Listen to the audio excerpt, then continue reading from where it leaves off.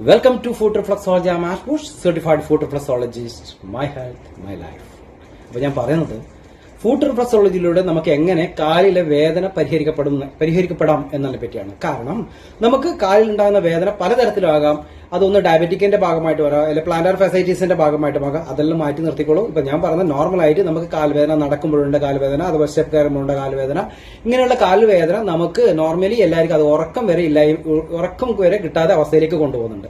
അപ്പൊ അതിന് നിങ്ങൾ ചെയ്യേണ്ടതെന്ന് വെച്ചാൽ ഫുഡ് റിഫ്ലക്സോളജി ഒന്ന് ട്രൈ ചെയ്യുക. കാരണം എന്ന് വെച്ചാൽ ഫുഡ് റിഫ്ലക്സോളജിയിൽ അതിന് വ്യക്തമായ പരിഹാര മാർഗമുണ്ട്. കാരണം അതിന് വേണ്ടിയിട്ട് മെഡിസിൻ കഴിക്കേണ്ട ആവശ്യം, എല്ലാത്തിനും പെയിൻ കില്ലർ ഇങ്ങനെ കഴിച്ചുകൊണ്ടിരിക്കേണ്ട ആവശ്യമൊന്നുമില്ല.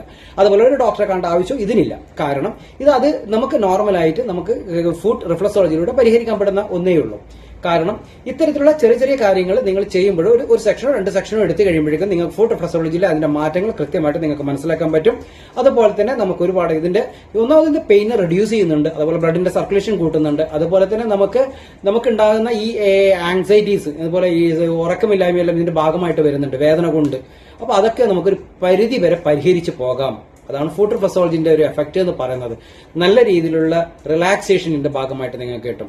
അത് ഞാൻ ആദ്യം ഒരു വീഡിയോയിൽ പറഞ്ഞിട്ട് ഫുഡ് റിഫ്ലക്സോളജിയും ഫുഡ് മസാജും രണ്ടാണെന്ന്. കറക്റ്റായിട്ട് സർട്ടിഫൈഡ് ആയിട്ടുള്ള ആളെടുത്ത് നിങ്ങൾ ചെയ്യുമ്പോൾ നിങ്ങൾക്ക് അതിന്റെ കൃത്യമായിട്ടുള്ള എഫക്ട് നിങ്ങൾക്ക് ബോഡിയിൽ ഉണ്ടാകും. തീർച്ചയായിട്ടും ഇതൊന്ന് ട്രൈ ചെയ്യുക. Ash Bush, food reflexology, Edappally.